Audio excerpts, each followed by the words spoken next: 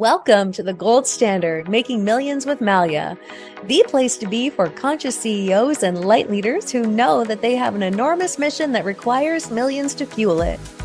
I am your host, Jennifer Longmore, Clear Channel for Mother Malia, along with being a long-standing 8-figure CEO, investor, and board advisor who is committed to creating as many conscious millionaires as I can in this lifetime, and to debunk the broke healer paradigm that tells you it is not benevolent to make millions doing spirit-led work.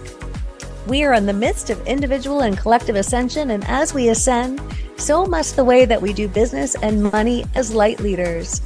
That is what this show is all about. So tune in now and find out why we are ranked in the top 5% of global podcasts and why savvy CEOs just like you binge our show each week and share it as a high-value resource with their communities. Now let's dive into today's Making Millions broadcast.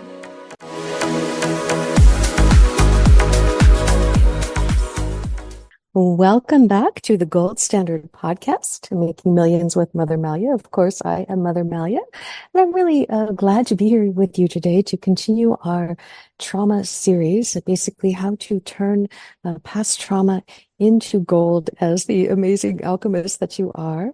And so today we are going to talk about how to turn the fight response into gold. That is the trauma response, as we know. And with trauma, I know you already know this, just as serving as a friendly reminder, because we will actually break these down into different episodes. We have fight, flight, freeze, and fawn. And so today we're going to talk about the very real ways that fight plays out in your business. And fight, frankly, can help you make a lot of money, because you are fighting for your mission and fighting for a cause and fighting for financial sovereignty and, fighting to be heard and so on and so on. The hard work, the battle, the struggle, it's all kind of gets grouped into one is, as we know, can be a very great motivator, although it can also be a big demotivator too, can't it? If I think of times where I think, the amount of things I've avoided, I don't know if you can relate, by the way, the amount of things I've avoided because I thought right away, oh goodness, this is going to be way harder than it's worth to me, and perhaps that wasn't always the case. I am sure I have left millions and millions on the table because I will think it's too hard, just as I have worked far harder than I needed to for millions and millions. So with that in mind, we're going to talk about how the fight response will play out in capping your income, capping client attraction, etc. So as I mentioned before, it can be a feeling like you're in a battle with money. It might feel like you are in a battle with your mindset, constantly having to tame the monkey that is trying to feed you with nonstop stories about how you're too much or how you're not enough, etc. Could be the battles that you have with your body, maybe staying in your body because your body might be an enemy. If you have been attacked, if you have been violated in the past, it is not uncommon for the body to be viewed not only as an unsafe space, but as an enemy. It is out to get us almost, We can associate the body with attack, and so we will avoid it. And the less we are in our body, the less we are present to receive the bounty that is awaiting us. We might be bracing for attack, and so it might be that you are always fighting illness every time you have an income leap or fighting exhaustion. We can set an intention to have an income leap, but often people, once they have one, it will elicit the trauma response of whatever the, sort of the default trauma response is. Then we start associating income leaps with trauma. We start saying, oh, every time I do an income leap, I have to fight exhaustion. And so if I would like to have an income leap, but I'm also going to be exceptionally tired and I need to preserve myself, then I guess I'm going to postpone that income leap. That'll be sort of the semi-conscious or even conscious rationale that we will go into.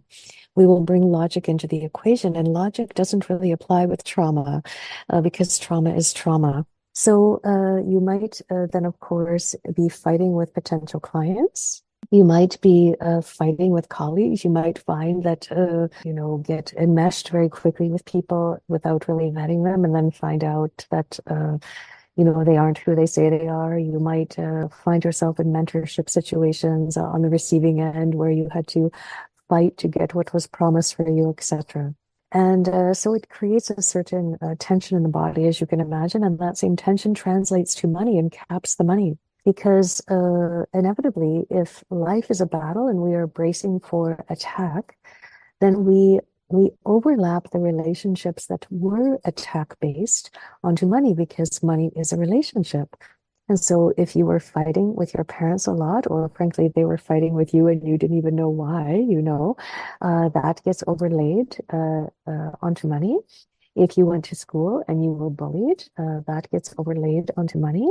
If you are battling yourself, perhaps you might have said terms like, I am battling depression, I am battling suicidal thoughts, I am battling anxiety, then that, of course, gets overlapped onto money and so on and so on. And so the conundrum becomes, I want to help people. I want to change the world. I want to leave a legacy. But if everyone is potentially going to attack me, then I have to put a guard up. And that is what people respond to. They respond to the guarding. The guarding can often feel like a wall, and in some cases can feel like a very unwelcoming energy. And of course, that is not even necessarily your intention. It is just that you don't know how else to move through the world. At a very young age, you will have developed the coping mechanism of either being on the offense or being on the defense, but it will still be a battle energy that you are bracing for either way. And being hypervigilant, looking over your shoulder. Every potential new client is also a potential enemy, that kind of thing. And so it can create a lot of stress because, and then of course, the judgment you'll have about why am I not further ahead, or why do I push and pull with money, or why do I push and pull with clients? Why do I keep marketing things to invite lots of people into a group program, but then I'm secretly relieved that only 5 people showed up? These kind of things. These are real experiences and how it plays out in real time. So as I mentioned, the fighting can actually get you pretty far, because often in that we say, well, I guess if I'm in this world alone and I'm the lone wolf, I will just do it all on my own. And it's almost like we have to prove to ourselves on some level. And the lone wolf can probably get to about 500K a year before they really burn out. And then after that, we simply have to surrender and invite and support if we all like to grow. But then, of course, you bring team members in that either are substandard, or you have to fight with them to get the job done, or you're constantly trying to fight with them to get a deadline, or fight with them to have them just deliver what they say they're going to, etc.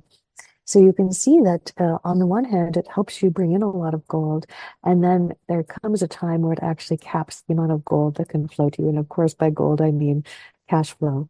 Well, really any sort of financial abundance, however it may come to you. So this is the insight that is important, because if this is resonating for you, then you know that it is not investing in more branding. It is not, that you need to update your pictures, although of course that is always wonderful if that feels aligned. It is not investing in more marketing, or doing more marketing, or sending more emails, or posting more, or joining yet another networking group to try and get. It is going to be the trauma work that dissolves the wall that is up, so people can now come in. Those same offers that you have that were not filling the way you will like can now fill to capacity, because the wall is not there. It's not acting as a dam of keeping a certain amount of flow out. You can get way more invitations. You will be able to charge more.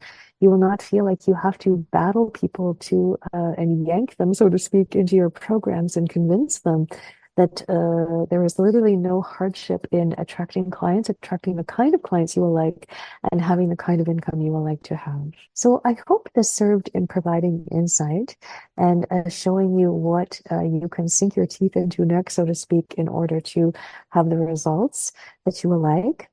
And if this was helpful, I would love to hear how it served you. And if you are ready to be in, of course, a judgment-free space to instantly evaporate the trauma and condition your energy field to have money and clients feel peaceful, and enjoyable and have everything flowing again the way it was always meant to, then I invite you to reach out to me on the socials to explore some of the options I have for you to support you in dissolving this right away so that everything gets to be easy, or to email my team, clientcare@souljourneys.ca, and they will be able to start the process for you.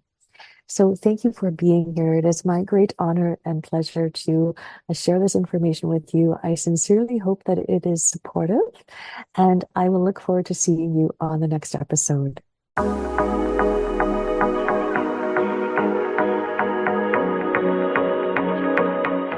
Thanks for listening. Before you go, if you would like to have a chance to have your name and business featured on the Gold Standard podcast, hop on over to where you listen to this podcast and leave a review. If you're selected, you'll have your name and business featured on our show. And in the meantime, we wish you tons of financial blessings, and we'll see you soon for the next Making Millions transmission from Mother Malia.